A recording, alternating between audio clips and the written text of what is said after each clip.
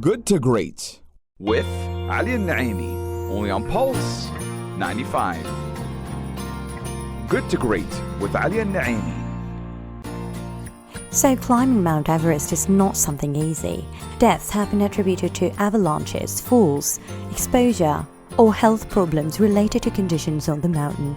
And altitude or mountain sickness is the biggest risk when climbing Mount Everest. Surely many have failed to climb the top of Mount Everest, yet some succeeded. Stay tuned today with us here on Good to Great, because we are hosting one hero and one champion from the UAE who was able to climb Mount Everest with his team and made us all proud in the United Arab Emirates. So keep it here on Pulse 95. Thank you for accepting the interview, Mr. Tariq. It's a pleasure to have you on Good to Great. Thank you very much for having me. It's a pleasure. All right, so let's start with a question that I always ask my interviewees. Give us an introduction about yourself. So my name is Tariq AlZarouni, and I'm from Sharjah. Basically, I like anything to do with mountains. I love climbing mountains, going on long hikes, expeditions, whether it's in my own beautiful country or if it's outside, like abroad in different countries. To me, the mountains are just very beautiful. I enjoy anything to do with mountains. I'm also into like sports. I'm into anything to do with fitness in general. So lifting heavy weights, running long distances, swimming, anything just to keep me active. That's just basically me. That's very interesting. So you love mountainous areas. Yeah.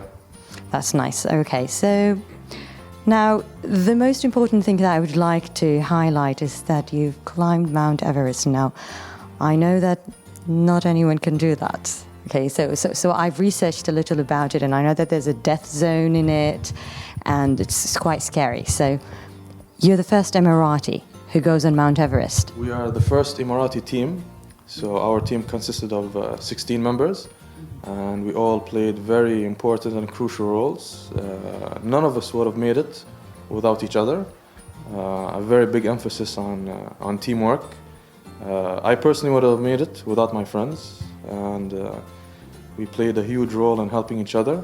So teamwork was very important. So it's not really about like who made it up there. It's about UAE team making it up to Mount Everest, which is a huge achievement to our country, and we are very proud of this achievement. So are we. We are definitely proud of that. Mount Everest is located where? So obviously, most people know like Mount Everest is part of the Himalayan mountains. So you can climb it from either Tibet in China, or you can climb it from the Nepali side, which is in Nepal. And we did it from the Nepali route, which is a little bit longer. It's not necessarily harder, but it's much longer. And we did it from. We started obviously in Kathmandu, which is in Nepal. It is the capital of Nepal. We fly to Lokla, which is around 2,600 meters. And from there, we hiked all the way up to Everest Base Camp, which can take from depends on your fitness level and your experience in the mountains. It could take anywhere from a week to even 2 weeks, some people. And from Everest Base Camp, we made our way all the way up to the summit of Mount Everest. Obviously, there are a lot of steps, obviously. And another special thing that we did was that before we summited Mount Everest, we actually did another peak in like the Everest area, which is a mountain called Labouche, which is around 6,100 meters. Labouche. Labouche? Yes. That's what language? That's Nepali. Nepali. That's in their language. So they have a lot of different names. Obviously, they're hard to pronounce. So they have Pangbouche, Dengbouche, Namche Bazar. These are all like villages in the Everest area. So we summited Labouche, which is 6,100 meters. We went back down to Namche Bazar, and then we hiked all the way back up to Everest Base Camp again, and then we started our expedition to the summit of Mount Everest. So That must have taken a lot of time and a lot of effort. it took a lot of effort. It took us 2 months. Oh my God. Usually people would... 2 months? Yeah, 2 months in the mountains. And that's... And you survived for 2 months there? I'm here, so yeah. You're here, definitely. Yeah, but how did you survive? Well, obviously it was very tough. So No technology, no internet, Nothing. no nothing? So there is no signal. There are no bathrooms. There are no toilets. God. You can't shower like normal people. The food is very, very, very basic. So it's like dried foods, rations, just like mountain packs. It's just a very, very basic survival just lifestyle for 2 months, which is pretty long. yeah, it's like. So wait, so you're telling me basically the process of going up into that mountain, so you lived in that mountain? You clearly have a passion to climbing mountains, just like you said. So how did you discover that passion in you, and what made you want to climb Mount Everest? So it's actually a funny story. It wasn't like I didn't find this passion. I was kind of like, I'm not gonna say forced into it, but I was introduced to this passion. A bunch of my friends, they asked me if I wanted to join an expedition to Mount Everest, which was 4 years prior of climbing the actual mountain. And I laughed at the idea, obviously, because I'm like, what do you mean Mount Everest? Like the thing that we see on TV, in cartoons. Movies. Yeah, in the movies. They're like saying, yeah, like the actual mountain, Oh my God. the highest peak on planet Earth. And I laughed at the idea because it was such a small idea, it was a small team, nobody knew anything about it. And but at the same time, I have a very positive mentality. I didn't want to bring these people down with such big ambitions and dreams. And I wanted to be part of this team because deep down I believed that this team could make it, because I believe that nothing is impossible. And the people that we were with, they were very, very positive, they were very ambitious. And I really like people who are ambitious and positive about these things, who have good mentalities. So even if we didn't make it, it would be an honor just to be part of a team that have this positive or kind of mentality. So even though I was a whole year late to the team, because they've been training for 5 years, I joined on the fourth year. I was inexperienced in like mountain expeditions and going to really cold areas like -50, -40, -30. You know, like going on very long hikes, 10 hours, 15 hours. Some countries we'd be hiking for like 16 hours a day. And it was just very extreme. And I started with the team, and I believed that they could make it, and I believed that we could make it. Alhamdulillah, You did. We did. You clearly did, and that's why we're here doing this interview. So you've done it. That's great to hear, Mr. Tariq. We'll be back on Good to Great to ask Mr. Tariq more about his beautiful experience there on Mount Everest and his adventure there.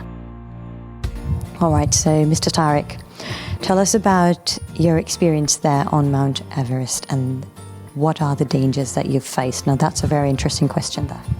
So it was very cold, obviously. And so basically all mountains are dangerous. Anyone who says that I'm experienced, I'm a professional, I know everything about the mountains, these are the people who end up getting injured, or in worst case scenarios, they end up dying.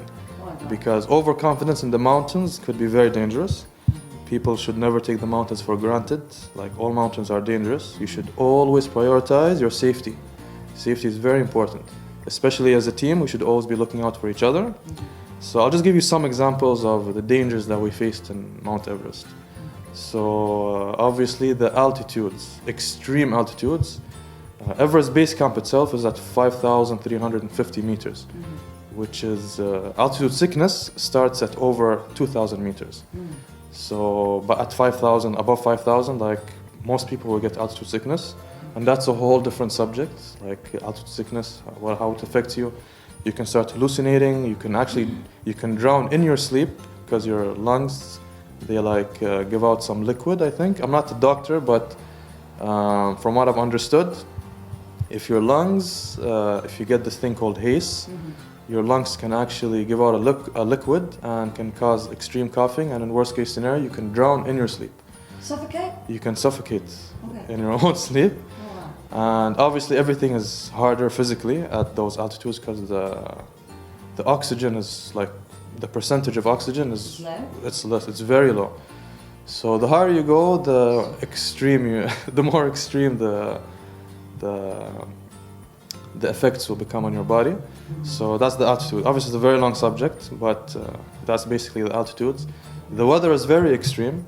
The weather is very, very extreme. Like the sun could be out you could actually burn your skin from the sun and at the same time get frostbite from extreme cold. What? So You're yeah, kidding. so weather is very extreme, and because the sun is so close to you and it's shining so brightly, it actually reflects from the whiteness of the snow. It's amplified. The UV light is amplified from the whiteness of the snow, and it can actually burn your retina, which is your eyes. It could burn it. You can get temporary snow blindness. You can go blind temporarily, and it can definitely cause permanent damage to your eyes. You are joking. Yeah, no, this is extreme. These are facts, and it happened to one of our friends, and it's not a joke. That's why you should always have very strong protective sunglasses on at all times.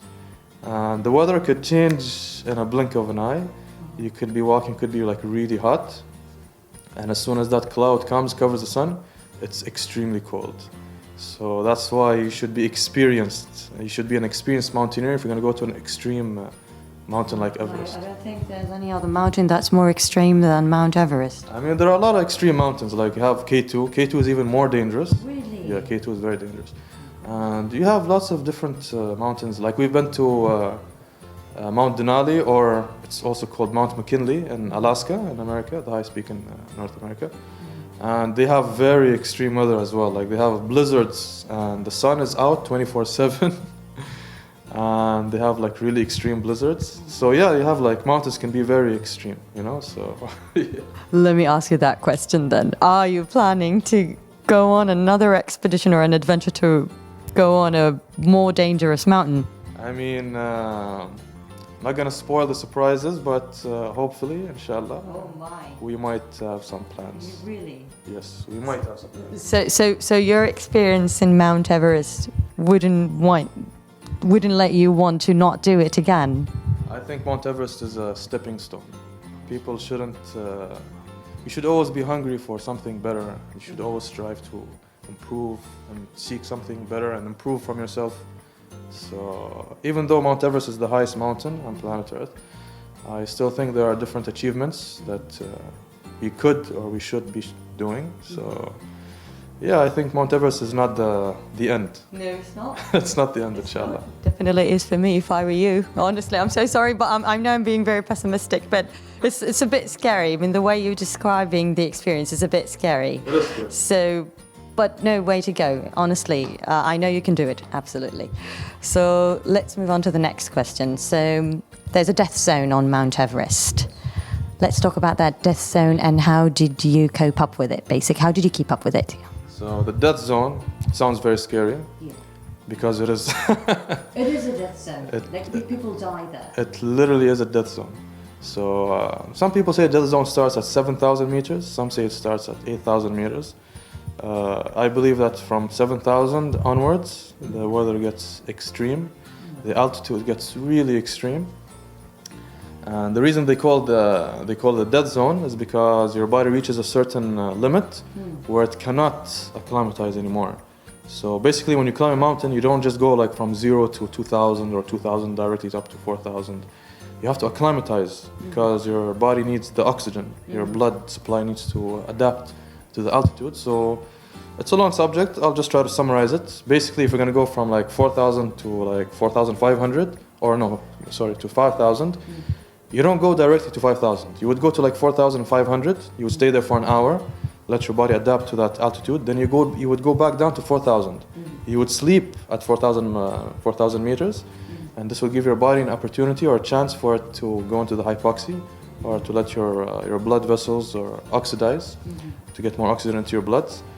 And this way, your body should have enough oxygen to continue on to the higher altitude. Then you would go back to 4,500, you would sleep at 4,500, and then you would proceed to 5,000. That's called acclimatization. And some people acclimatize slower, some people acclimatize faster, some people do not acclimatize, and they are the people who get altitude sickness, or they are prone to get altitude sickness easier. So this is how we usually climb the mountains, and it's very important to... So anyway, over 7,000 meters, your body does not acclimatize anymore. So it is always recommended that if you have any peaks over 7,000, that you should try to do it as fast as possible. Don't like spend too many days up over 7,000. Your body is going to deteriorate over time. your body starts to eat itself. You lose your appetite, you don't feel like you're thirsty anymore. It's very, very hard on your body, it's very taxing on your body. You start to hallucinate, there's no oxygen, like oxygen is very, very scarce. So usually people would carry oxygen tanks with them, which in our case we did that as well. It's just a very extreme zone. And a lot of people, they die at these altitudes. And in Everest especially, there are bodies of people who have passed away. You've literally seen dead bodies? We have seen, but obviously we do not take pictures or anything. Respect. Yes, of course. Out of respect, we do not take any pictures or videos. But there are bodies there. Like this body could be there from 200 years. It could be there from last year. Because it's extremely cold up there. So the bodies, they don't decompose. They just stay the way they are. Which is kind of scary. Kind of scary. What are you talking about, Mr. Tariq? I believe that you're a champion. You're a superhero.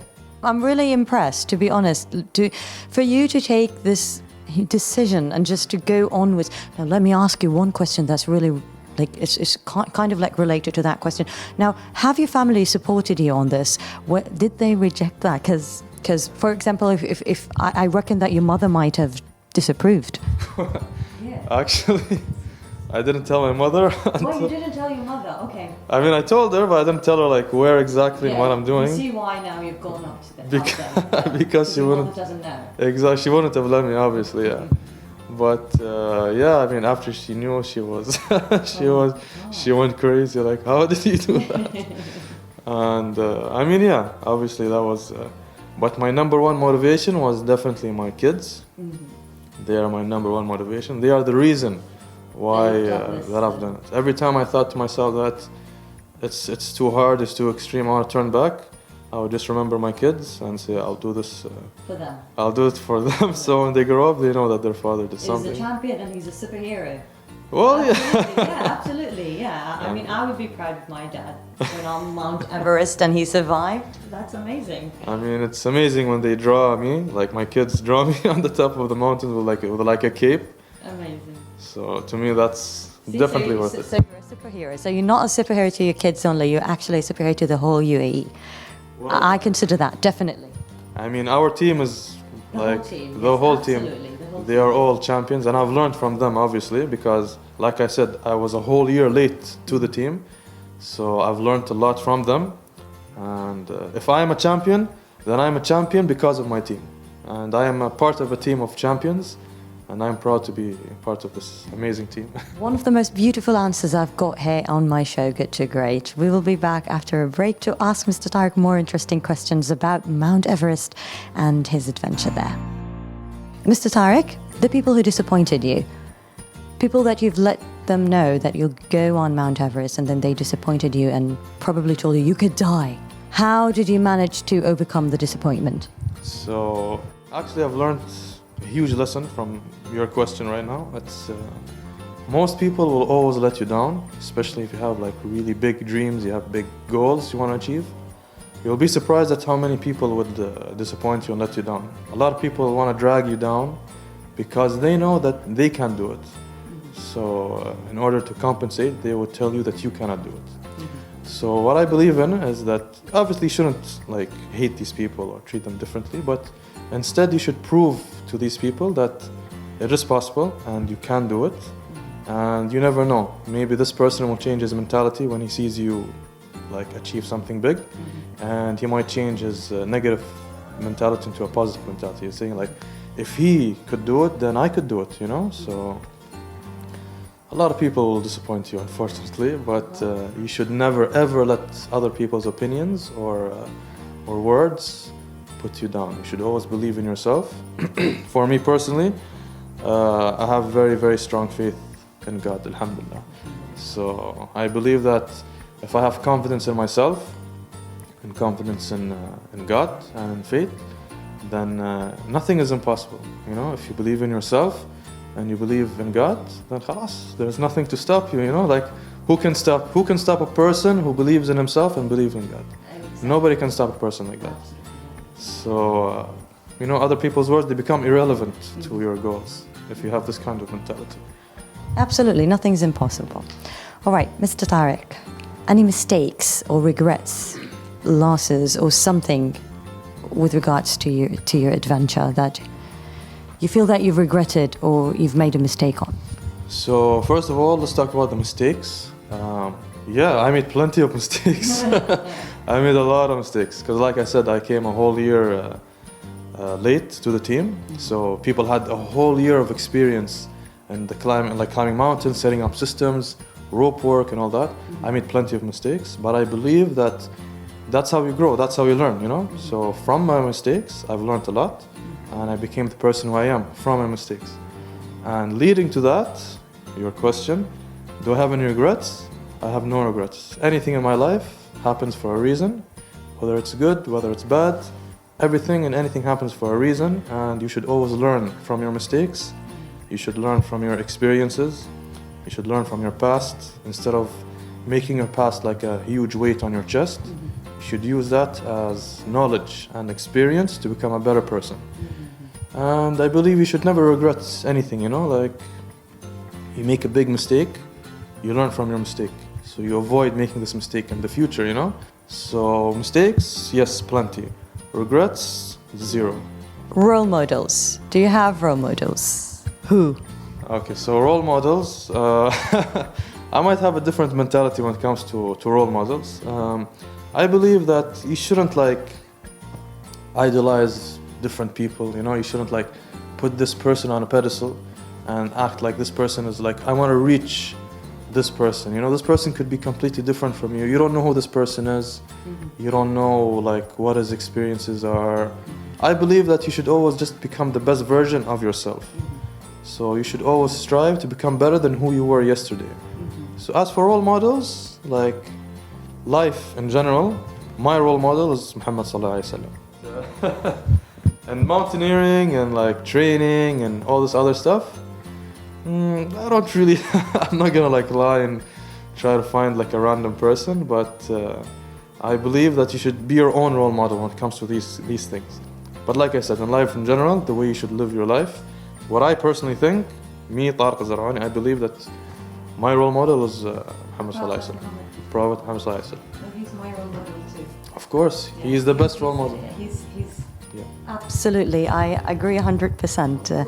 That was the best answer I've gotten for the role model, and you're the first one who told me that, to be honest. Everyone should be. Yeah, everyone, but not everyone remembered the Prophet Muhammad, peace be upon him. So He is the best of role models, I think. So. what kind of advice you would like to give to our listeners, Mr. Tariq? So I'll try to like summarize. Just always, like I said, you should always turn your dreams into goals, because dreams happens when you're asleep. When you have very big ambitions, You have to work on it. you have to work on it. Set small goals to achieve larger goals. You should always believe in yourself. You should have more confidence. Don't let other people affect your dreams and goals. You should always believe in what you believe in, and always do your best. You should always do your best, even if everyone else is being lazy. You should always work the hardest. You should always do your best, and work so hard that you become the role model, you know. And yeah, just do your best. Inshallah. Thank you so much, Mr. Tariq. It was a pleasure having you on Good to Great. That was one of the best interviews, to be honest. Thank you very much. It's a pleasure to be here, and it's an honor to be interviewed here. Thank you very much. Thank you. We've hosted Tariq AlZarouni here on Good to Great, and he told us all about his dangerous yet exciting experience in climbing Mount Everest, where he surely made us proud. And now we can believe that superheroes do exist in real life. Make sure to text us on 4215 to let us know what do you think about today's episode, and if you have any comments about climbing mountains, and if you ever want to climb one, do let us know. More will always come on Good to Great, so stay tuned with us next week so you won't miss exciting episodes of people who moved from being good to great right here on Pulse 95.